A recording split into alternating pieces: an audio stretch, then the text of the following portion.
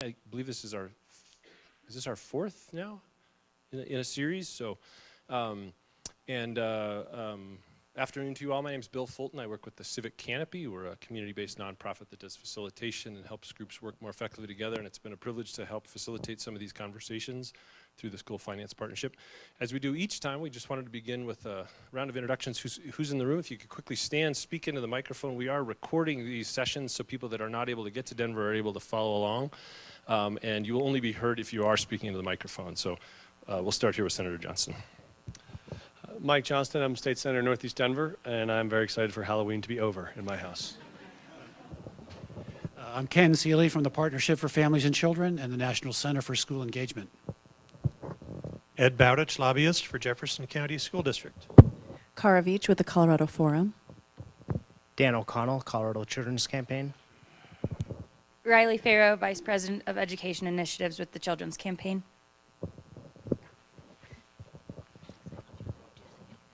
Julie Pellegrin, Office of Legislative Legal Services. Brita Darling, Office of Legislative Legal Services. Nicole Myers, Office of Legislative Legal Services.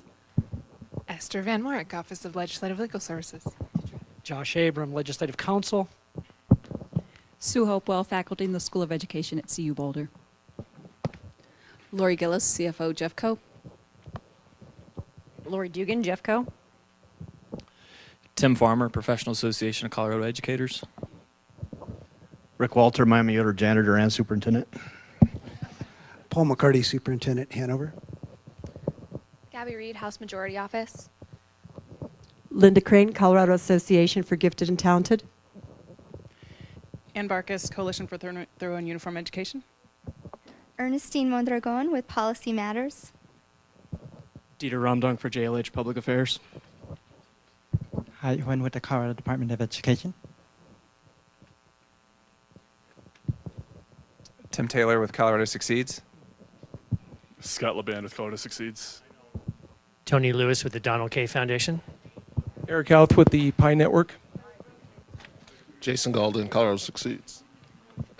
Dale McCall, Colorado BOCES Association.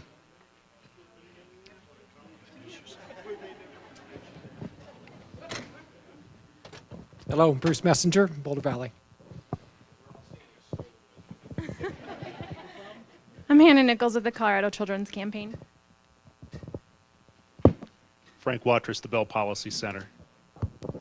Guy Belleville, Cherry Creek Schools. Tyler Henson, lobbyist with the Goal Academy. Ryan Bealey with the CU School of Public Affairs. Paul Undine, State Board of Education. Jennifer Landrum, Colorado Children's Campaign.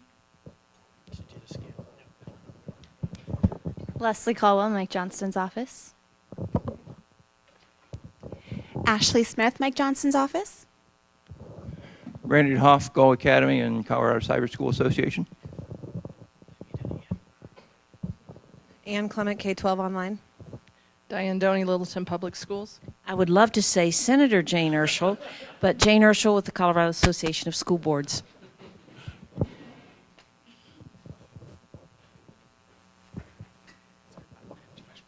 Yolande Shen, Donald K. Foundation. Max Kellerman, Colorado Succeeds. Will Goal, Mike Johnston's office. Bill Jager, Stand for Children. Jenny Peak Dunstan, AFT, Colorado. Dave Montoya, Poudre School District. David Hart, DPS. Catherine Hill, History, Colorado. Corinne Fowler, Colorado Progressive Coalition. Lori Albright, Boulder Valley Schools. Sue Wendels with the Office of Congressman Jared Polis. Scott Myers, Littleton Public Schools. Jenny Belval, Boulder Valley School Board.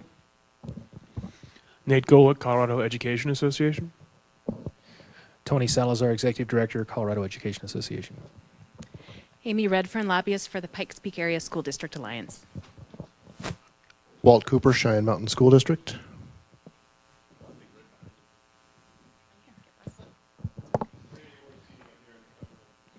Tonette Salazar, contract lobbyist for Littleton and Cherry Creek Schools, as well as the Special Education Consortium. And we're now the third row instead of the second row, and soon to be the fourth row. Lucinda Hundley, Special Ed Directors Consortium. Renee Howell, Colorado School Finance Project. Erin Silver on behalf of Colorado Concern. Kristen Kloffenstein with the Education Innovation Institute at UNC. Tracy Rainey, Colorado School Finance Project. Kathy Gephardt, Children's Voices. Paula Stevenson, Colorado Rural Schools Caucus. Nikki Johnson, Campo School District. Leanne M., Assistant Commissioner for Public School Finance, CDE. Bruce Coy, Colorado Association of School Executives. Chris Selly, Custer County School District. Kevin Schott, North Canal School District. George Welsh, Center School District. Jeannie Vandenberg, Democrats for Education Reform. Susie DeYoung, Brighton School District. Ann Hatman, Brighton School District. Anyone who's come in since is there some folks back here?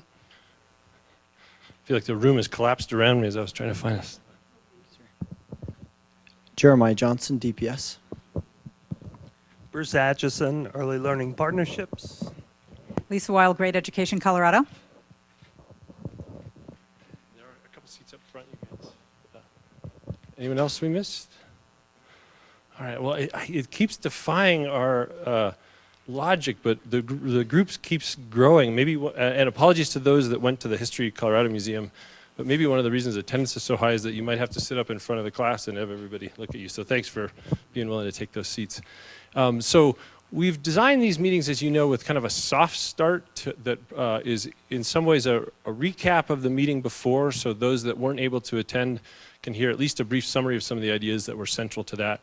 And as well as any kind of synthesis or review of the feedback or lessons learned from that discussion. Last time we talked about SPED funding, special education funding, and really I think as a group I remember looking out at the room, you know, pulling teeth to get feedback and insights, and I think the general conclusion is it's a tricky matter, and especially knowing that we're waiting until the final session to really get to some of the revenue questions, but lots of thoughtful discussions and lots of insights. So we'll spend the next 15-20 minutes kind of reviewing that. We'll start at 2:30 with our topics for the day, which is average daily membership and student-based budgeting. And Senator Johnston will introduce our guest speaker today at 2:30. But just to kind of start the conversation off as we did last time, we'll turn to Senator Johnston to reflections on the special education discussion we had last time and any insights to kind of spark the synthesis today. Well, thank you all again so much for being here. We're sorry that our circle structure no longer worked at this quantity of people, and so we tried to make it as much theater in the round as possible, but there'll be a little more rows today than normal. And I mostly want to thank all of the folks who helped make last session really tremendous, all of our presenters, both from CDE and from Legislative Legal Services, and our superintendents and special ed directors, Lucinda and others. Thank you. It was really wonderful and very informative. Got that feedback from a lot of folks. So I'll just reflect on a couple of things that I heard that day that I think capture a little bit of where we are. One of the things that I thought was overwhelmingly clear through the data that CD presented was that we are at around $575 million or so currently underfunding what is a federal obligation to provide, and a constitutional and a statutory obligation to provide special ed services. And what I thought was powerful that David Hart made this point was that people talk a lot about how that's just being passed on to local districts and they are picking it up as if they are going back to the money tree locally and just growing some more money to cover that cost. Or what David said, which I thought was hard but true, which is what that means is just the other 9 kids in the class who are not identified with special needs, we are subsidizing the special ed costs off of the backs of their PPR, which is we are having to shift those dollars away from other students to cover that liability. And so whatever your interest in this issue is, be you a special educator or a parent of a student with special needs or a parent or a teacher or a principal with other kids in your classroom, what we see is that this obligation not only directly impacts how well we serve our kids that are identified, but it dramatically impacts how well we're serving the other kids in the classes that are not identified. And so two major axes of the policy discussion. I think one was, if we had resources, where ought we to spend them first? And what I thought was interesting is we had some feedback that ran in both directions. If people remember, we talked about the Tier A expenditures, which are the students that we have funded around $1,250 per student, is by far the largest population, and that is the one that I think our math was worth somewhere around $400 million or $450 million underfunding of that pool. Then you have the Tier B, which are the slightly higher need students, which have a cap of up to $6,000 that they would be funded, but we're funding them currently, I think, around $450 or something you'd said, Lucinda, on average, so we're still dramatically underfunding what we thought those demands would be, which I think put us in somewhere around the $100 million range of round numbers of underfunding on that cycle.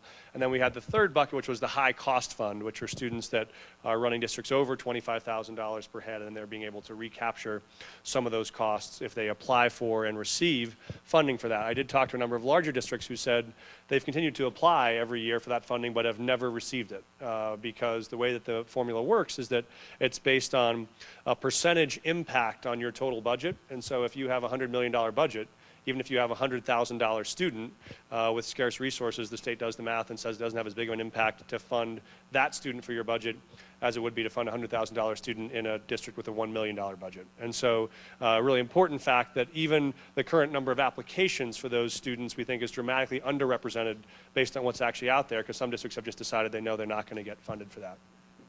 So two interesting things we got in feedback was that the special education, the CFAC, Special Education Fiscal Advisory Commission, had recommended, if we had additional dollars to fund in that order, to first try to backfill Tier A and then Tier B and then high cost fund as maybe the largest impact. Some of the feedback that we got from you all after that meeting was actually the inverse, was that you thought it would be most helpful for the state to take a larger role in the high cost fund and just sort of cover that cost fully and eliminate that risky game of lottery that districts where you never know if you're going to get someone who might cost you $100,000 or $200,000 or $300,000. And if the state could play earlier and larger role in that, that could potentially be more helpful. And so I would just say the group in the room was mixed on where you'd put dollars primarily between those two, and maybe it's some combination of the both.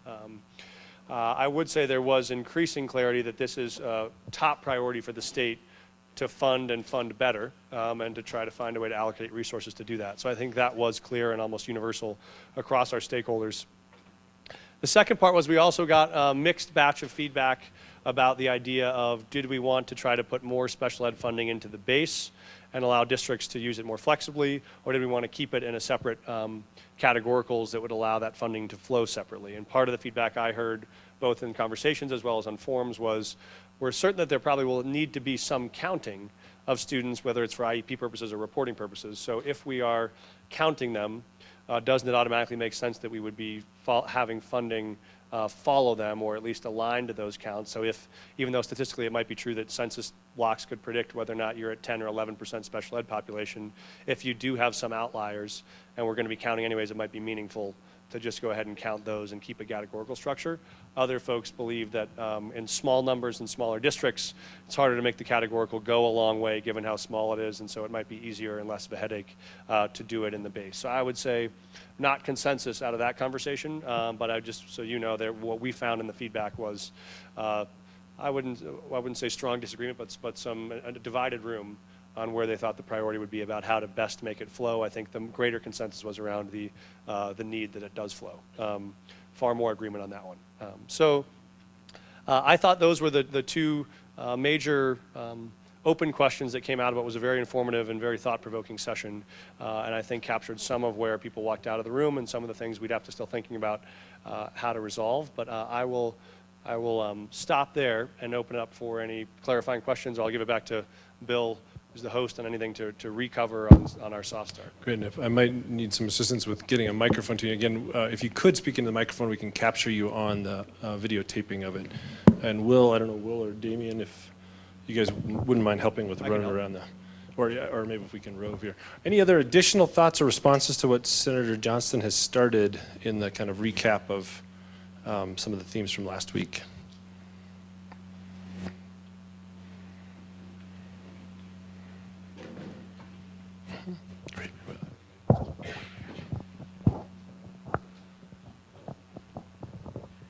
So one of the things we heard last week was that although the school finance partnership had some concerns about over-identification of of special ed students, in fact, we, compared to other states, don't identify as many special ed students. And from my experience in school districts, I would say that one of my concerns that didn't necessarily come up last week is that because of the low reimbursement rate for special ed, we are in fact, there's in fact downward pressure not to identify kids who really should be getting services, because then we have to pay to educate them.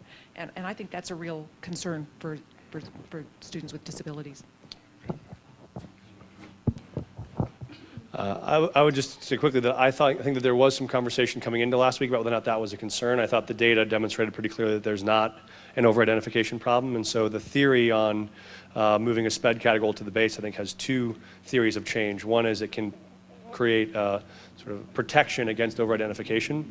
I think that reason is now off the table. I don't think there's any clear evidence, unless someone else wants to offer something we didn't see, that that's a concern we have to address in Colorado. I think the only lingering reason was just, do districts find it easier to administer and provide services with that change? But I agree, it seems like the risk is probably more that we've built a system that pushes towards under-identification because there's over-mandates and underfunding rather than over-identification. And so I think our obligation is probably more around supplying the resources districts need than it is around creating some different incentives for them to identify fewer kids. Hi, Jennifer Landrum with the Colorado Children's Campaign, where I'm the Vice President of Early Childhood. I think the thing that I thought was most missing last week from our conversation was really about early intervention. And the fact that if we did early intervention, right, and we identified more kids when they were 3 and 4 and provided the right interventions for them then, we would actually have reduced need for special education, which might actually allow us to be able to serve the Tier B and high-cost kids better. So I know we're going to talk about early childhood next Monday, I think it is. I think that that's something to consider as we think about expanding the Colorado preschool program to serve all at-risk 3 and 4-year-olds. That includes those with special needs. Thanks. Just to add, thank you, and that was, I think, an important thread on the Hope Street conversation this week, was about early intervention, and I think the purpose of that. And I think to add to your point, one thing, Paul and I looked at this data on, when you looked at the identification numbers on the SPED data that we have, the identification numbers of 3 and 4-year-olds who'd been identified were astonishingly low. They were like 50 or 60 students statewide, which seemed to indicate, to your example, that we're actually, if we're that dramatically under-identifying 3 and 4-year-olds and under-supporting them, what might we expect 3, 4, 5 years from now when those kids are 7, 8, 9 and haven't been identified or supported yet? You may see a potential increase. And so maybe we missed something in that data, but we were surprised that the numbers seemed much smaller for the numbers of 3 and 4-year-olds that have been identified, which means we're probably just don't have the resources to identify them yet.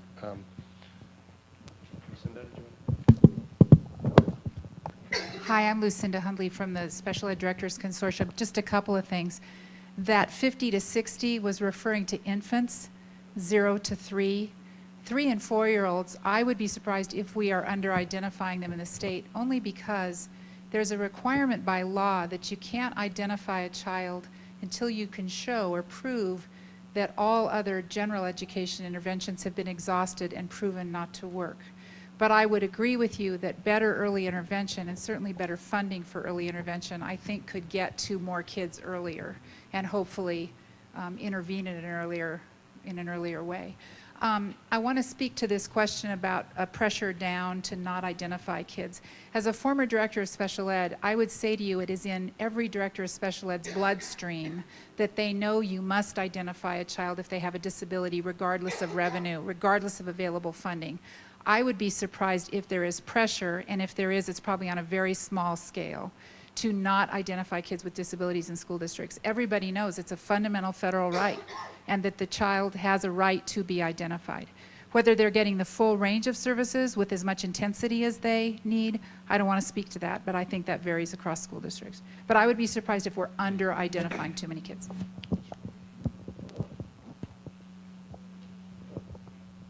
Other thoughts or responses or questions if you may not have attended and wanted to know a little bit more about it? Well, I'm sorry, Kathy's gonna. That's okay. Oh, he's being chased down the lane.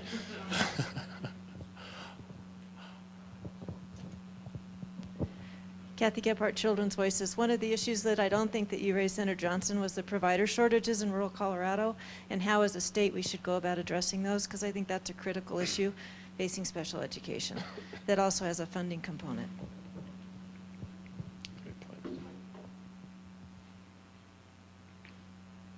Right. Any other closing thoughts on last week's session? So, okay. Well, again, we've said this often. Our time is limited, but your opportunities for input are unlimited on that online Hope Street space that has been kind of coming into life a little bit more robustly. And as each session goes along, you can follow a number of threads. Jennifer kind of kicked off one about the early intervention. There's a number of other points. In fact, Will, I don't know if you wanted to, if there's any other updates on key themes from the Hope Street group that you wanted to touch on from last week. No, one technical point is I'm sure some of you noticed, there have been subgroups created for each meeting for organizational purposes on Hope Street Group. If you like receiving email notifications when somebody posts something, you need to go on and enable them for each subgroup, which I know is a bit inconvenient, but it's the way the site works. You'll still get email notifications if somebody posts something on the general site, but if you like getting those email notifications, you have to enable them for each subgroup. Great, thanks, Will. All right then, well, without further ado, let's roll to the next topic at hand today. And if, in case you're joining us for the first time, just a quick overview of the way we've tried to design these meetings. The School Finance Partnership, especially the work of the final recommendations of the steering committee, had identified a set of high-level principles to guide a redesign of the School Finance Act. And as we've heard in a number of past sessions, to think about it as a 21st century school finance system. Those high-level kind of principle recommendations are being transferred into a policy framework. And the meetings that we've set up, we've tried to choose the juiciest, potentially most complex issues that arise within those principles. And we're taking them on one by one, giving a chance for people to hear some expert opinion from around the country and locally of what's the best thinking, what might this mean in a policy framework, giving you a chance to discuss and apply to your own context, and then trying to take back those ideas to see what are the implications for drafting policy here in Colorado. Today is following that same format. We are lucky to have Dr. Marguerite Roza back with us. She's been here on previous visits, and so those of you that have heard her speak before will be familiar with some of her ideas. She'll be tailoring it to some of the specifics on today's topic around average daily membership and student-based budgeting. We'll also hear a case study about how it applies in Poudre, so give you a kind of a local feel, which is something we've heard in your feedback. Let's make sure this is always tethered to the Colorado context. Again, you'll have time to talk in small groups, and then we'll get a chance to kind of have a whole group discussion. Let me turn it back to Senator Johnston for an introduction. Just one more administrative issue. Can we try to bring 3 or 4, like Will and Tony, could you all try to grab, I think we pull a few more chairs over here. We got Glenn stuck back there behind the screen, and then we do have 1 or 2, this is like a Southwest Airlines flight, so every seat will be filled. And so if there is a seat next to you, don't think you can steal it for your purse, because there will invariably be someone coming. That was mine, I concede that one, so I moved up over here. So there's an open seat there, great, we can fill in, we got a couple seats here, but we'd love to make sure everybody has a chance to see and hear and be part of the conversation. There's somebody who's been wanting to sit next to you. Now's a great time to share your seat with them. That's right. We will not pass judgment on any collaborative seating. Okay, great. Thank you all so much. You might want to, we can pull them over here so they can at least see the presentation. I got some space. Great. Okay, I am going to say a word of introduction about today's topics because I think they are of great interest to a lot of folks in the room, and I think in the sake of transparency, they're some of the most controversial and maybe contested of the items that we talked about in the partnership, and so these are probably the topics I've had the most conversation with people in this room about, some based on misunderstanding, some I think just based on hope, and some based on fear, and some based on all of the above. And so let me just say a quick word about the intentions behind each of these topics. And one change to the schedule, if you didn't see it already, is that previously we had them as two separate presentations, one on student-based allocation and then the second one on student count days. And Marguerite has actually prepared them as one presentation, so we're going to make this a slightly longer presentation that touches both topics. Then we're going to have Pooter come and present about what they're doing, and then we'll go into a longer small group discussions and then a longer large group discussion. So just so you know, we'll have a longer initial presentation, have your chance to get to see both in theory the ideas behind student-based allocation, see one great example in practice from Pooter, and then be able to have some small group discussion to parse out some of the things you have questions about, concerns about, then come back to a full group conversation. So first, on the student-based allocation idea, and you'll probably see here in the partnership recommendations, this A.2 one, that school leaders should have a large role in budgeting and resource allocation within their schools. And so the idea there, I think there are two ideas behind this conversation today. One is that we've spent a lot of time talking about weights and categoricals, about the idea that we know that there are certain students who are going to need additional services to make sure that they get to the levels of success we want them to reach. And we are going to spend a great deal of time and money in the state school finance formula to make sure we get those weights and categoricals right. And that if we invest those state dollars and resources into that belief that certain students are going to need additional resources, we want to make sure that those resources actually get to the students that need them, right? Which is to say we want to make sure that there is intra-district equity about how dollars get spent that are meant to follow kids with certain characteristics. So to give you a sort of a gross example that doesn't need to be, that is meant to just be symbolic, which is if you have a district that has 70% students on free and reduced lunch. But within that district, you have schools that are 2% free and reduced lunch and schools that are 100% free and reduced lunch. What you would want probably is some system to know that you wouldn't want schools with 2% free and reduced lunch to be getting 70% free and reduced lunch allocation. That was not what the state intended by putting together a weight that said these students have additional needs and will need additional resources. And so the interest, one interest here is in making sure that that allocation is in some way linked to the places where the needs actually exist. The second part of that is a different conversation, which is about how, both where those resources go, and then who and how we make decisions about how those resources are allocated. And we are all shaped by our experiences. I spent 4 years as a principal in Mapleton, where our superintendent had a very powerful system, I thought, where the local teachers and principals in those schools had some significant control over the dollars allocated to the kids that had needs in that building. So you could make decisions to do things like, you know what, we think for our kids actually the best investment of resources is not a school resource officer, we think it's a social worker. And so what we'd like to do is actually say, we'd like to make sure that there are resources that provide counseling to kids here, or we think the best allocation of resources for us is maybe not 2 more paras in the second grade, but actually another second grade teacher, so we could reduce class size in those grades to more directly serve the needs of kids that we think are there. And so there are 2 parts of the conversation here. One is, and the idea being that both allows those folks who are on the ground trying to provide those services and see the dynamics the most clearly about what's available, to begin to inform the decisions about how they provide those services.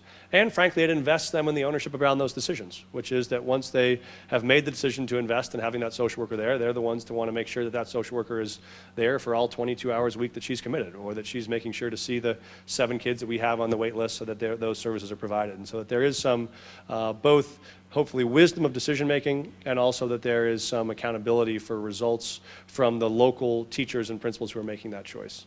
Now that being said, this is a very diverse state with 178 school districts with very different management structures and management needs. Bruce and I have had a couple of good talks about this, and not every system fits every district perfectly. So we know that there's going to have to be a great deal of variety and flexibility in such a system, but we do want to open that conversation about how do we know that the first few weeks of work on these ideas around weights and categoricals will translate into actionable resources available for kids that we're trying to support.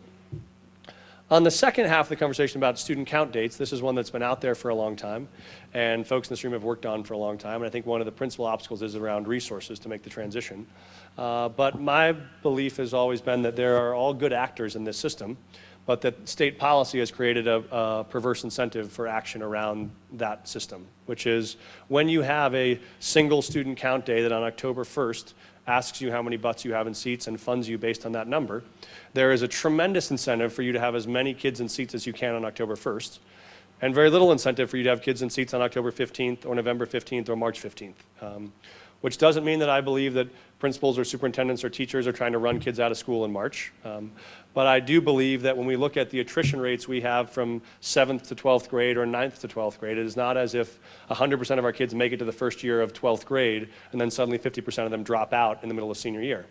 It is that we lose 10% from the start of 8th grade to the end of 8th grade, and 10% from the start of 9th to the end of 9th, and 10% from the start of 10th to the end of 10th.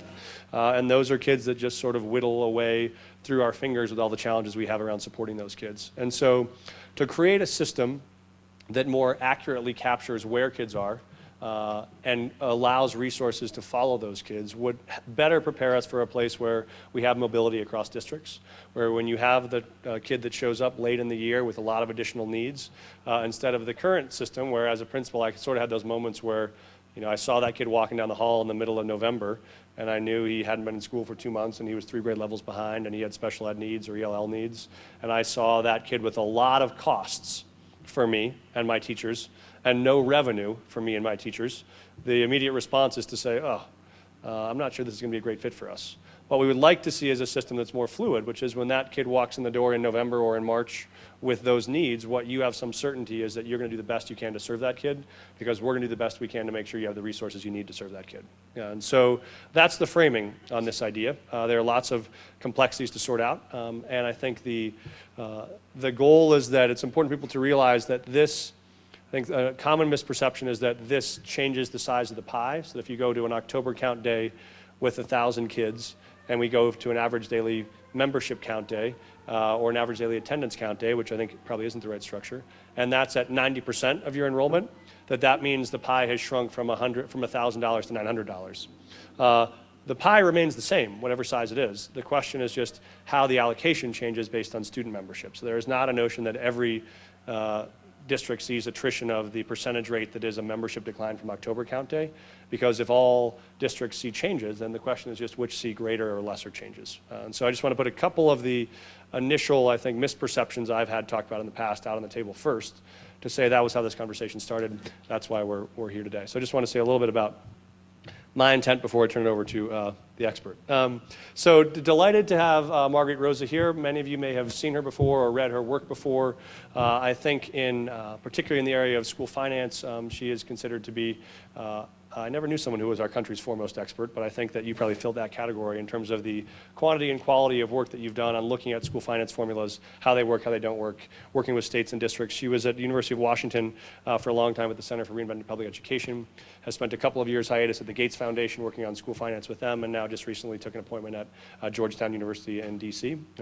As an example of the future of higher ed, you still live in Washington, the state, but you teach in Washington, DC, the protectorate, I guess it is, or small non-represented province. And so we were delighted to have Marguerite here, both who has done a tremendous amount of work with districts, with states on these questions of finance and on the questions of count date, with the idea that she would help us surface some big ideas, and then we would have a great conversation both around practices of what we see in Pooter on this question and challenges or opportunities that you all see from our own work. And so the structure today is going to allow a lot of time for conversation both in small groups and in large groups, but we're delighted to kick it off with a wonderful presentation from Marguerite Roza. So Dr. Roza, I turn it over to you. Thank you, Mike, for those kind words. I'm going to work quickly through this presentation, and then we're going to have the Pooter presentation, and then we're going to have questions and answers. So if you want to jot down questions as you go, please do. I'm also going to make the presentation available, so don't feel like you have to take notes on the presentation if it's something on the screen. But I'm thrilled that this many people want to talk about school finance. I think it may be a record here. But I'm just going to go ahead and put back your brain in the context of why we're having all these discussions. And the truth is that just about every state is facing budget constraints over the next 10 years. Not just the ones we've had, not just because of debt limits and all those things, but because revenues are likely to grow at 2% or a little bit more than that. And the expenditures of the system that we've created are likely to grow faster.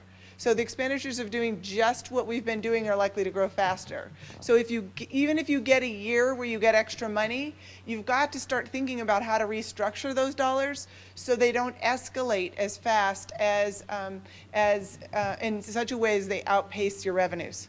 So it means that the system itself is going to have to figure out ways to create productivity improvements in order for us to realize both the financial sustainability of the system we create and the student performance gain. So when we say productivity, we mean both the outcomes and the dollar inputs. So we know there's been a frustration with a disconnect between the expenditures and the outcomes over past years, and that ends up weaving its way into school finance discussions.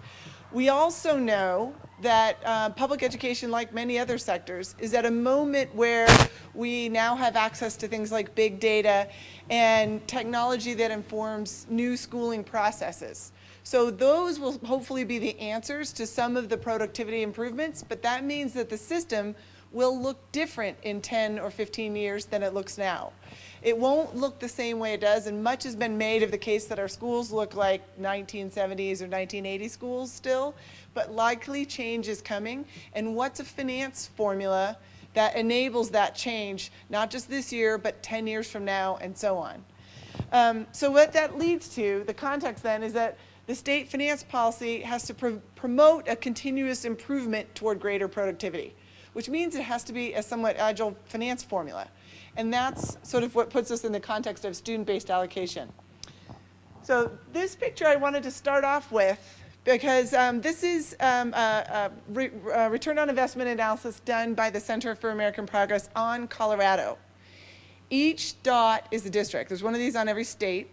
And I noticed when in the introductions, many of you are affiliated with a particular district.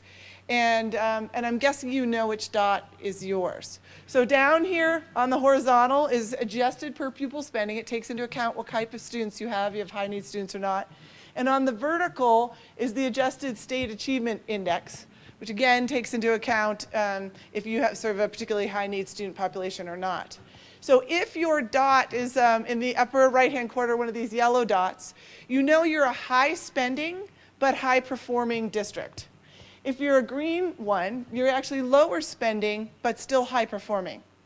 If you're orange, you're low spending but low performing. And if you're one of these red ones, you're high spending and really not seeing the return for it, right? Relative to other districts with the same mix of students. So I actually said that as a joke. I'm sure you all know which dot yours is, because I'm guessing you don't. and that's actually part of the problem, is that we haven't sort of built these systems and put our head in the model of thinking about what we're doing with our money and what sort of returns we're getting for it and how those compare with other districts around us. And if we've sought out the most productive means of applying the resources. So if you don't know which is your dot, you should go on the Center for American website and click on it. Each dot, if you click on it, will actually tell you what district it is. You can see all the districts that are near yours. You can see if you should be congratulating yourselves, or perhaps if you should be finding one of these other green dot districts and sort of looking into how they're spending the money, because they've, to a certain extent, figured out how to get relatively high results at a lower than average cost. So anyway, that's sort of a framework for thinking about the future. If you were a red dot district, you might be able to learn from these ones up here in the upper left-hand corner. And you could certainly, given that they're spending less, start to adopt some of the choices that they're making around their spending and potentially drift upward, or upward and to the left. And eventually what you would find is that if you adopted some of their policies, you would have money left over for other things. Some of the things that have been on your list now of the other kinds of services that your kids need. And that's what a continuous improvement system is. It means you constantly have access to the higher performing actors in your sort of context, and you can learn from them. And as the world changes, you can continue to change and learn from them. Okay, so what does that? 4 features. Generally, you think about funding students and student types, not the services, because services could change over time, but the students will still be there. You create transparency and you measure productivity. You look at that side often, you know where you are and you know where you're working toward. The system incents innovation, so it's creating the incentives that make you want to try the kinds of things that will yield these more greater returns. And it augments accountability, meaning that you feel some pressure in the system and some urgency around making those moves. So we're going to focus really on the first 2 today, and I know you're well steeped in student-based allocation, But I do want to talk for a little bit about state student-based allocation formula decisions and what appear to be some that are kind of on the top of the list for things that you're all struggling with. So the first is, what weights do we pick first? So do we weight poverty kids by a lot? Do we start with a low number? How about bilingual education, and so on? And I would say, from looking around the country, that initial weights usually reflect the implicit weights of the previous funding model. So an implicit weight is the weight that was implied by the funding formula but not actually used by the funding formula. So you get that by taking all your bilingual ed money, adding it up, dividing it by the bilingual ed kids, and that's sort of your implicit weight or your implicit amount. And the reason why we tend to go, or states that have done this successfully, with adopting their implicit weights is because initially it's less disruption for the system. So if you rolled out this new student-based allocation system, which had these really ambitious high weights for some of the categories of kids, it might feel like the right thing to do, but it would cause so much chaos in the state in terms of redistribution of dollars, it wouldn't sort of make it past 6 months.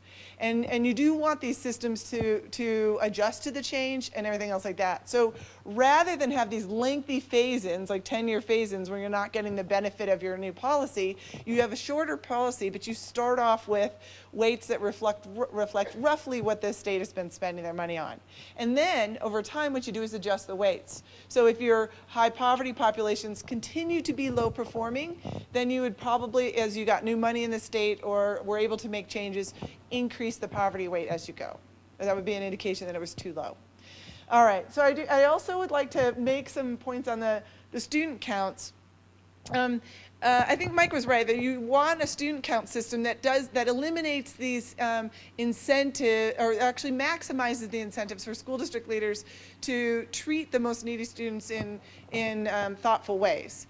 At the same time, districts need some certainty over the amount of money that they'll have, right? So what we're often seeing now is a balance between some money that you get at the beginning of the year for the number of kids that you have, not so much count like attendance counts, but a membership. So these are the kids on our rolls. We need to plan and hire teachers and make year-long commitments to people. So we need a good large amount of our money that we're certain will be here for the year, even if a plant closes and a bunch of the kids move out of state or whatever else. And so that's where you put a lot of your money and make it certain based on early year membership numbers. And then you do a smaller share of that money, which is an adjustment. So if you're a school district that has a lot of exodus in your student population, then a share of your money will not materialize at the end of the year.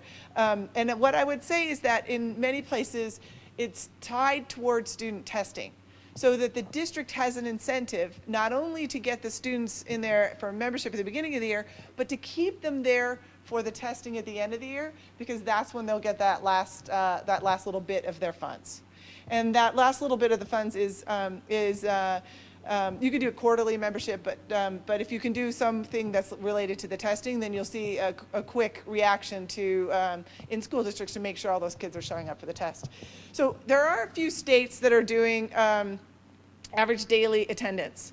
And one thing we've learned about states that do average daily attendance is that the school districts pretty much overnight get really good about increasing attendance. So they got the robocall systems that call the kids at 7, 8, 9 o'clock in the morning and make sure that they come to school if they haven't showed up. They send threatening messages to the parents that if you take another day off of school, you better have a doctor's note because there are going to be consequences. The parents are going to go to detention or something like that. So all sorts of systems and attendance actually does rise. So, but over time, what we're finding from those systems is that attendance can rise, but the effects of the increased attendance may not materialize for the student outcomes. So what you really ideally want to be managing more closely were the student outcomes. And to the extent that the attendance gets you there, that's a great thing. Or if a district gets great outcomes, then maybe this micromanaging of daily attendance is unnecessary. And that might be something that you could earn your way out of managing. So, what I would say is that you do want to be looking at both incentives that keep the students sticking around through the end of the year, particularly through testing, but you would also like to be sensitive, I think, to some districts with higher transient populations. Sometimes, Mike mentioned that a student might show up in April with a lot of needs, and there's sort of this sigh like, wow, we got to supply all these services, and yet we won't get any money. So most effective student-based allocation systems do give a full prorated amount for a student who shows up for a partial year. So if the kid wasn't there in August and came later in the year, you do get sort of, if they're there 3 months, the full 3 months of the money for that kid. So anyway, the last point I'll make on this is that where there is high transient rates within districts and across districts, the districts have actually collaborated often and gotten very good at lowering the transient rates for students. So they'll put a pot of money into a transportation pool, and even if the kid moves 10, 15 miles, which makes them actually into another district, the districts have some kind of coordination where they'll actually transport the kid back to their original district and for the remainder of the year. And they do that because the transient issue is not only disruptive for the district, it's very disruptive for the kid. And so kids are getting higher outcomes if we can actually find ways to reduce their transiency. So we want to build that into the formula. Okay, so that's that. I think I'll just touch a little bit on these because they're not high for today. How do local funds count toward the weighted allocation? And you'll want to think about that because you want to leverage your local money in ways that ensure that the local money grows. That'll be important for Colorado, not just this year, but 5 years, 10 years, 15 years down the road, is that communities are more likely to vote for local dollars than they are for state. So if you make your formula really heavily dependent only on state money, you may find 10 years from now there's this sort of a flattening of the total revenue pool for education. So I would be careful about making sure local funds are incorporated in some purposeful way, and I can talk about that. There's an adjustment a lot of places think about for COLAs, for cost of living. And here again, the cost of living is a variable that's often inversely correlated with a school's ability to offer a good education. High cost of living areas sometimes have large number of applicants for their teacher openings, even though they have a high cost of living. So I wouldn't necessarily assume that high cost of living is hurting the school district's ability to serve their students. And in that case, in most instances, they're not. So the last one is a controversial point, but I'm going to show you a slide on this in a second, which is whether or not you should give extra money for smaller districts. And the truth is, on the literature in small districts, is that this notion of economies of scale does not bear out in the data. So this sense that if you have a smaller district, you still need a superintendent, a principal for every school, a counselor, a PE teacher, and so on. And if you divide that by fewer pupils, you come up with a higher spending amount, right? Well, the truth is you don't have to supply services in those increments. And in fact, a principal of a smaller school probably has time left over, since they're managing fewer staff and fewer kids, potentially to teach an algebra class.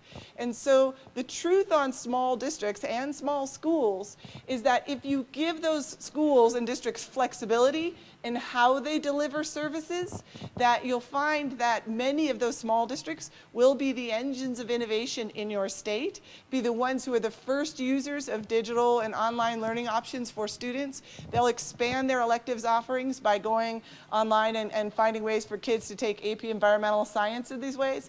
And you don't necessarily have to have this one FTE staff per category the way you do is common in larger schools. So here's some interesting evidence on this. This is a list of states and the degree to which they overfund their small districts. All right, so California is the biggest offender. If you're a small district in California, you scored because you got a lot of extra money from the state. In fact, you get almost like 28% more on a per pupil basis than the average large district in the state. So now it turns out not every state overfunds its small districts. In fact, there's a whole bunch of them down here that underfund their small districts and quite a few that are in the middle. And this actually looks at districts that are 250 students to 1,200. So I think Colorado would show up a little bit higher if you counted the under 250. Many states don't have districts quite that small. But so Colorado, if you can't see it, is right here, right there a little bit in the overfunding category. But in those districts at the bottom where the small districts are not overfunded, we are seeing much more innovative practice in those districts because they have to. They no longer have a PE teacher teaching PE classes of 15. They use a personal trainer from the gym across the street, and they come over during their lunch break and do some work. Or they offer, like I said, online AP calculus, and many of them are getting very high results for it. So I wouldn't say that smallness is something that necessarily needs to cost more. And based on the looks on your faces, you all agree with me. So we're going to, I got all these smirks in the background. These people are so mad. Anyway, all right, so I will let you guys fight that out after I get on my flight back this afternoon. So let's talk about at the district level, because we've talked about money flowing from the state to the district, and now I want to talk about what student-based allocation looks like from the district to the school. And this, you can use this same sort of picture if you were a district and look at each dot as if it was your school, a school. And right away you would know I've got some schools, again, that are high spending, low performing, and so on. And as a district leader, you would want to be thinking about that. Should I be opening a few more of these school models down here? The school model right here, let's say it's got a, an intensive athletics program or something. I don't mean to pick on athletics, but let's just say that they've got some model that they've been trying for a few years. So far, not working. It's expensive, low outcomes, right? Or let's say should we replicate this school right here? It's expensive and it has high outcomes, but it would break the district if we built 5 more of those schools that were that model. How about if we started thinking about some schools that are these ones right here, where we might have some better results, but they're not breaking the bank for that district. If we're going to build a new school or redesign a school, we'd want to look into those and see what we're learning. And that's where this sort of information starts happening here. You can imagine, too, if you're the district leader and you're the superintendent, and you called up this district right over here, or this school, sorry, and you said, hey, your performance stinks. You just need to get it together. What would they say? Yeah, give me as much money as these ones have over here, and then you can talk to me about performance, right? So one of the problems with having any sort of a performance or accountability framework is that it's absolutely codependent on equity in funding. And so if you can't get the funds out equitably, you certainly can't have that conversation about performance. And so the question then for student-based allocation is, how do you allocate dollars from the district to the school that ensures some confidence that they've gotten a fair amount of money?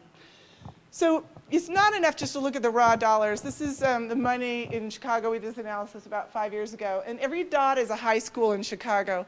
And you can see that some of these high schools were getting roughly $4,000 in district funds per student, and some were up there at $7,000. So is that equitable? We don't really know. If these ones up at the top corner are all the high need schools, then yeah, maybe that's equitable. If those are all the sort of wealthy, low need schools, then it's the opposite, right? So in order to think about the money, we do need to think about who goes to what schools. We know that schools spend different amounts right now, sometimes because they have special student populations. Sometimes the staff formulas are lumpy. You get the principal at every school, even though some schools have a lot of students and some don't. Sometimes you get a vice principal if you have 400 kids, but at 399, you're actually, $120,000 less than if you get one more kid and you get the vice principal with it. There are also a lot of non-formula staff assignments, magnet or special programs. Differences in teacher salary costs. I know you know how those work. You got one school with senior teachers and one with junior, and that affects how much money they spend. And then there are always central programs and services that could contribute to that. So if you looked at a school, let's say this is a school, this is what a staffing-based allocation would look like. You'd say, well, we have the principal and the assistant principal, and here's how much money we spend. We assign maybe a building engineer, some classroom teachers, some clerical, art gym, special ed, bilingual. And this school here, it's a Chicago school, gets a total of $8 million when you add up everything that was allocated in that formula. Again, hard to know if that's equitable or not, just on the face of it. What student-based allocation does is it allocates not the staff, it allocates dollars to the school, and it does so on the basis of the students, not on the programs or services. Students are weighted, the weights are deliberate. You can summarize the formula detail on a single page. Where possible, the categoricals are included, and what the district leaders are managing are the weights, not how the funds are used. So you can actually use this as a framework to first compare how spending happens at every school. So we did this in Chicago. We said, let's add up all the regular ed dollars. This was, I think, for elementary. And we said, across all the schools, we took all the regular ed money, then we divided it by all the kids. It was $3,700 per kid. Then we added up all the poverty money. We divided by all the poor kids. It was $995. And then we did the same thing for bilingual and voc ed, and you could do it for sort of any category of funds. And you could say, what if we just allocated that dollar amount? That's the student-based allocation. And then what you could do, this is another district, you could start to add weights to that. So you could say this weight for this 3,900 is, we'll call that a weight of 1.0. You sometimes hear these weights. If you said we're going to do poverty at $677, that might be a weight of 17%, which is a 17% add-on to the total amount there. You get a 10% weight for English language learners, and you can do a gifted weight. So that's what it is, and that's the basis of what you would use to allocate your dollars. So we go back to that school, remember, with the 8 million, and you say, how many kids do they have? This one they chose, this school, the district, they did 5,000 for their base allocation. It was a high school, they did 1,700 kids. That was $8 million. They had this much times the number of bilingual ed kids. You get this much money. And this particular school's allocation, if they used a weighted student formula, would have actually been 11 million. So they're a school that stand to gain over by changing the way we did the formula, and certainly if you don't have any new dollars, there will be schools that stand to lose some money in that transition as well. So then what you can do is compare. So that school was getting 8 million. If they switched to a weighted student formula, it would be getting 11 million. So you can compare the current amount, the 8 million, to the 11 million as a percentage. And in that particular district, that school would get, what, 78% or something like that of an equitable allocation on a per pupil basis. And in Chicago, we went back to the high schools here, and we looked at the schools based on how their current allocation compared with what an equitable per student allocation was. And you found that there were quite a few schools down here only receiving 80, 85% of what they were sort of due, and some up there as high as 140%. And that gives you a sense to figure out what's equitable. In Chicago, you could then look at batches of schools and see how they compare to equity. So they found that their selective enrollment schools, on average, were funded well over that 100% level. And as were their predominantly wealthy and their magnet schools. You got down here at the bottom, and some of their largest schools were sort of shortchanged, and also their primarily Latino schools were also the ones that were underfunded under that model. And you can sort of see like what sort of the change would look like in a particular district. So for districts that are actually going to then switch and allocate to the basis of student-based allocation, they want to think about a phase-in plan. And there are ways that you can accommodate schools that lose money. The first, you can allow them flexibility in how they spend their money. So if they're going to take fewer funds, they can try to use attrition and things like that to reorganize their school a little bit and adjust to that at the school level instead of the district telling them you're going to cut your librarian and your music teacher and raise class size across the board by 2. You know, that needn't happen. You can also allow them to increase enrollment. So this is a great plan for getting some of your more kids into your better performing schools. Is if they're going to, it's a school that stands to lose money, you can say, you know, one of the ways you can offset losing money is to take in more kids. And they'll say, we don't have any room for more kids. And you say, well, given that you have this very expensive teaching population and a lot of extra supports in a relatively low needs population, maybe you could leave your school intact in the way you've done if you take in 2 new kids at each grade, and that puts a few more kids in your classes, but it might be doable given you're a very experienced faculty and so on. Or, you know, they could do lots of things like that. So, you can also, I've said it with private funds. This is what they did in New York City was they had a couple of big high flyer schools that a lot of political people's kids went to and stuff like that. And they knew they would lose a lot of money in this transition because they'd been overfunded for many years. But the justification for overfunding these you know, fancy schools was really hard to do. So they talked to the parents about it and said, look, you know, your money is coming at the expense of these other schools' money, and but you're welcome to have an auction or do a private collection and try to make up the difference with private funds. And that's actually how they did the transition there. So you can increase class size to offset other kinds of programs that you want to do. Some of these schools say, we have this superb music program and we need one in the district and it needs to be at this school. Well, that's great. It comes at the expense of something else and you guys can decide what. And then I would say use attrition to phase in. The other thing that you'll need to do if you're at the district level is to identify a regular policy for addressing under-enrolled schools or schools that cannot survive financially anymore. And this has been the death of many student-based allocation systems because they said, we'll deal with that later. And then later came, and then they gave them extra money. The extra money they gave them came out of the formula. They sort of starved the formula. The other schools got mad. There wasn't enough money in the formula, and then the whole thing fell apart. So what I would do is avoid overfunding them, but rather, this is something I did in Oakland, which is to let the principal decide. First of all, they'll probably spend a few years trying to increase enrollment and things like that, and then trying to redo the budget. And they may say, you know what, enrollment's dropped so much, we're just not sustainable anymore. At that point, the principal actually makes the decision to close the school, and that happens on an annual basis as part of the budgeting process for the next year. And once slated for closure, there's an extra pot of money set aside so no kids have to move. So those kids can stay 3 or 4 years, finish out at the school, but the school cannot take any new kids. And that actually relieves school board members from making big, hairy school closure decisions and things like that. So another question is whether or not to use real salaries. Most districts who implement this initially don't, but over time what they're doing is restructuring their salary policies so that they're not spending as much money on longevity and putting more money into things like workload and performance so that they can get closer and closer to having real allocations that take into account real salaries. And then the last key question on this one, I have a few more on the next slide. How much money is in the formula? So if the central office is holding back 50% of the dollars, the formula is not going to be a very big sale to your schools because they're going to say, I don't have any money to make any decisions anyway in here. So what the central office is trying to do in this model is put more money in the schools and have a thinner, more school service-oriented central office and allow many of those dollars to be expended in a way that makes sense for the student populations.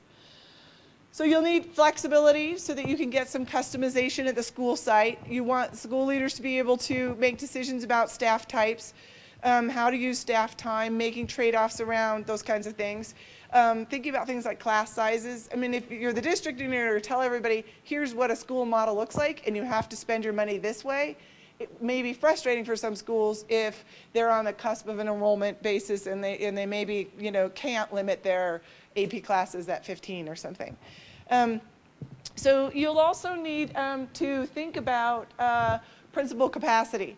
And those are ways to sort of encourage your principals to understand what options they have as principal and making decisions at the school side around money.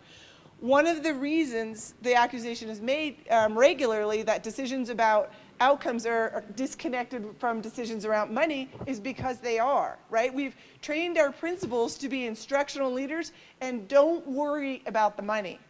And the truth is, by not worrying about the money, they're not clued into sort of how much everything costs.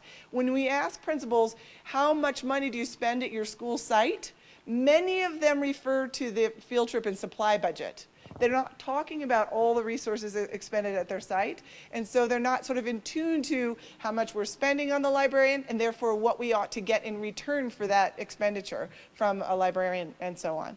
So that'll be training that you'll need. You'll need web-based financial tools to enable principals to do that budgeting exercise, and you need visibility into the spending patterns of some of your high flyer sites that I was mentioning on that site before. You want them to be able to click on one of those low spending, high performing schools and see what they're doing so they can potentially adopt those strategies. Student assignment is very important. If schools don't feel like they have control over recruiting students, then they feel like they don't have control over their revenue source. So that will be important. It's also a vehicle for accountability. And lastly, what you get then is principals that are more attuned to customer service. They're actively recruiting parents and families and doing so in a way that creates better services for those students. So a list of what kinds of things to weight. What you'll notice here is a lot of student types. And down here, avoid weighting things that aren't about students. So what kind of services that are delivered or what program they're in. You know, the IB program doesn't necessarily get more money, right? It's the students who would get more money, and then you could choose to use the IB program with them. And things like school size and so on.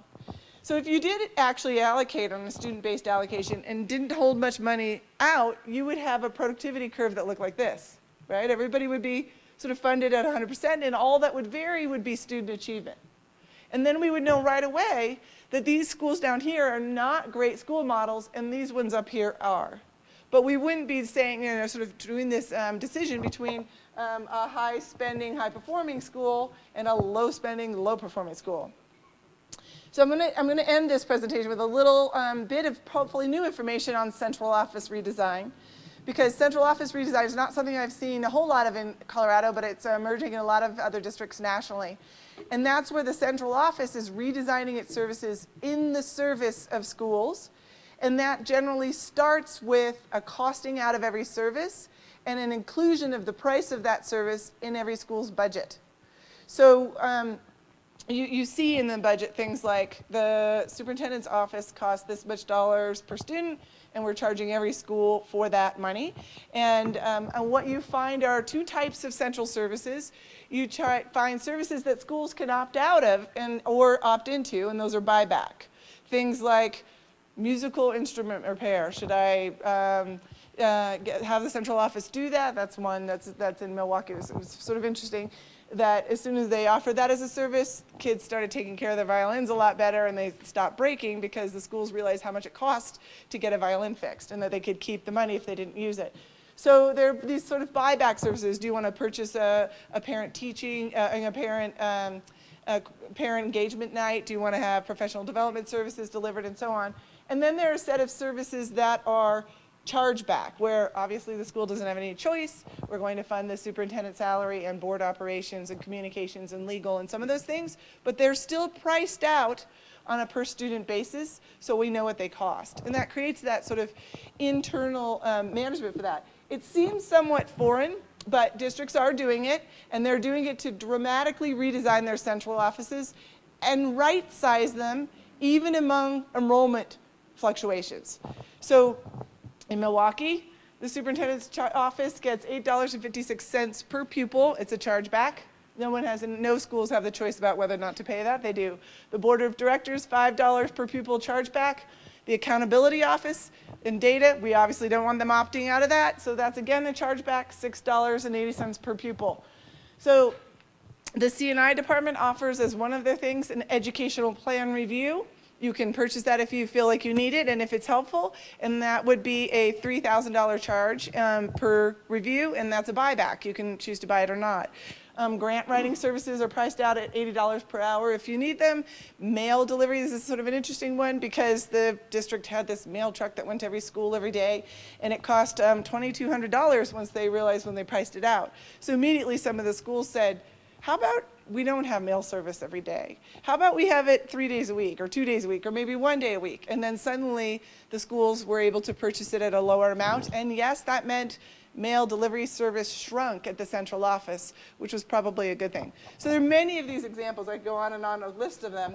But if you're interested in these things in student-based allocation, you're going to start by looking at the data. And then you need to start thinking about how to create enthusiasm for the rethinking of how funds are used at the school level. So your most talented principals will be your go-to people on this issue. They're the ones with probably the best ideas about how to spend money in the future. And you want to train them on that opportunity. And I'm actually going to stop there. I know people have been scribbling. I hope they're good questions, and we'll learn a little bit more about those after we hear from one more district. So.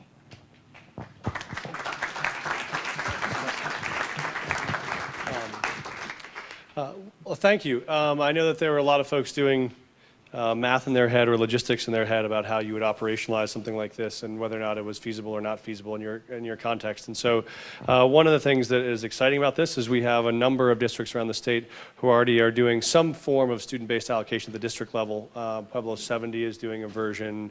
Poudre is obviously doing one. Denver has one. Mapleton has one. So there are some examples out there from our own practices and what we think is helpful. And so we were delighted to have Dave Montoya here from Poudre, who's going to walk us through what Poudre does, what you all designed. And the idea will be for this to add a context-specific piece of information about practices in the state of Colorado, how you see them.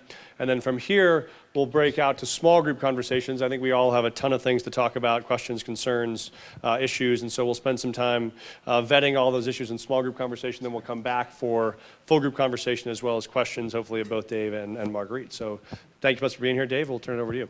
Thank you. I'm Dave Montoya, Budget Manager at Poudre School District.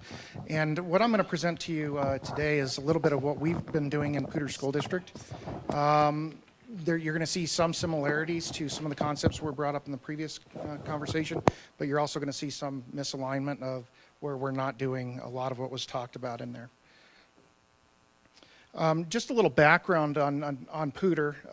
We're the 10th largest district in the state, and when you really look at our characteristics, we're serving about 27,000 students. One of the things that makes Poudre a little unique from some of the other large districts is that we do serve a very large geographic area. For those of you that don't know, we serve the Fort Collins area primarily, but we also serve Wellington, parts of Windsor, and we actually go all the way up to the Wyoming border. So when you think about taking a drive up to Wyoming, you know that all of a sudden you can get out in the middle of nowhere fairly quickly.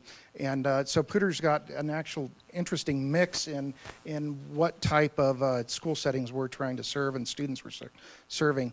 As we look at basically our student characteristics, I don't know that we necessarily stand out particularly here. We're just over 32% free and reduced. Similar to what we saw in the last meeting, we're at about 10% students with special needs. ELL students are about 8%. And we currently have about 2,300 full-time equivalents employed in our district, or about 3,800 employees. Very similar to probably what many large districts look like. We've got a large number of elementary schools, numerous middle schools, and we actually have 4 comprehensive high schools that are serving our students. And right now, as we think about the characteristics of those schools, the elementary schools vary in size greatly, from some being half full to other schools being to capacity. So that's a real challenge for us there. We also have some of that characteristic in our middle schools, although our comprehensive high schools are fairly well balanced right now. So that's one of the challenges I think that we look at as a school district, is how do we serve all of those schools within our district. Just to give some reference to some other conversations that happened in previous meetings, our general fund revenue is just over $200 million. State formula, like most districts, makes up a large majority of that, with the state picking up the largest portion of that share, just under 60%. We do get some categorical funding, but as we've talked about, that is by no means providing the resource that we need for those categoricals. And we are a district that has had 4 successful overrides. So 16% of our revenue is made up by a mill levy override authorized by our local voters. So yes. Uh-huh. Uh-huh. When you say state formula 77%, yeah. That means because you're talking about the override and the categoricals as the rest of it, because you're saying 58% is state share and 42% local. Yeah, I'm really referring to the state formula breakdown there. So the local share is a smaller portion of the state formula. The state is actually providing more resource to us. Are they providing a 77% or the 58%? No, they're providing 58. Sorry, this is a little confusing. 58% of the 77%. Yeah. So what you would really do is if you tried to think about. Yeah. Okay. Good. Okay. We're all on the same page. Good. I'm trying not to confuse people today. So one of the things that we faced as a district a number of years ago, and it was actually when I first joined the district as the budget director, is there a better way to or allocate resources amongst our schools? We did what was typical of most school districts, where we did an FTE allocation that was primarily based on class size, heavily based on student enrollment. And it did try to adjust for student populations to some extent, but that probably was not a focus of that formula. So we started looking at why might we think about doing things a little bit differently. And I've hit on a couple of these components, but I think they're really important to really bring about is in Poudre, we had increasing populations of at-risk and ELL students, just like many districts in the state of Colorado. What made it challenging for us, though, is that we had changing demographics within the district itself. Many of our central Fort Collins area schools were beginning to age out, and we were seeing heavy growth in other parts of the district. So we were trying to balance or understand our FTE model may not be serving those changing demographics in a very rapid way.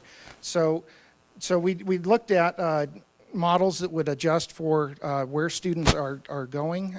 So a weighted model was something that we definitely gyrated to as we looked at that.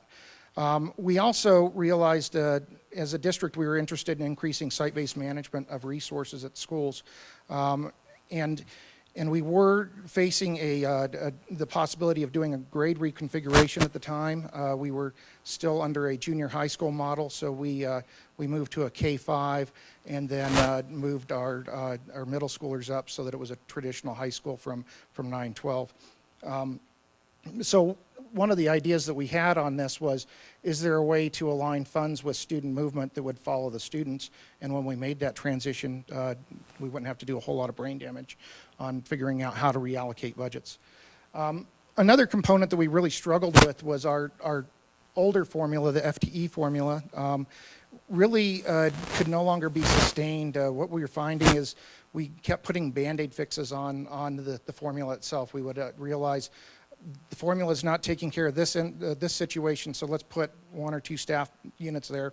And what we were doing is we were actually adding 10 to 15 staff units annually that we just felt that that may not be the best way to address those changes. And probably the biggest component for Poudre, as we looked at why might we consider changing, is when we compared schools side by side, we found that because of what I would call those Band-Aid fixes, we found that you could set 2 schools side by side, very similar in size, very similar in characteristics, but yet one school was getting more resource than the other. And sometimes it would take rolling back 5-6 years of some of those changes or those fixes that were applied to the FTE model to figure out why was that happening, is it even valid any longer. So we found a couple situations within our district where that occurred.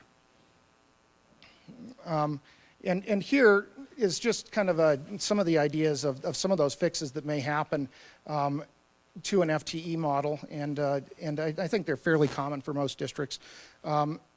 Often you're targeting the school program or the site instead of really looking at what is the changing demographic of the school. So that was something that aligned us to look at maybe changing our model. Our small schools were just addressed inconsistently. We have a wide range, as I had mentioned, of schools that vary from very small to very large, and we just weren't addressing those consistently as we reviewed the allocations. And then finally, the allocation itself under the old FTE model just was not adaptable or changing quickly enough to our changing demographics and student populations. So with that, back in February 2006, our Board of Education asked us to look at doing a different way of allocating resources, not saying that we were going that direction, but to really consider, is there a better way to do that? And really the steps that we took to do that were to define 2 teams, one being a design team and one being an implementation team. This is where I want to stop and really focus in on that. This decision to move down this road was really a decision for our district to serve our local needs. And so one of the challenges I want to put into the room is this is a solution that we came up with for Poudre School District, but it may or may not apply to other districts within the state because Poudre has some unique characteristics to it. when we think about the steps to implementation, we really focused more on a central staff type of a group to really evaluate how are we allocating resources out to our schools. And then we started looking at other approaches, and what was this, 6-7 years ago, we were looking at models like what was done in Edmonton, Canada, Seattle, Houston, Cincinnati, Oakland, just to name a few. I think there was a couple others that we were looking at, but what we were looking for is just ideas on how a weighted model might be implemented within a school district at the local level. So then what we did is, and this is where I want to maybe put a little bit of opinion as to discussions we've had in the group is, because I'm not sure this would be the best way to approach a state formula by any means, but what we did is we started analyzing expenditure and spending patterns within the district. And the idea here is that we knew that we weren't going to get any additional revenue if we were to change our allocation. So we were basically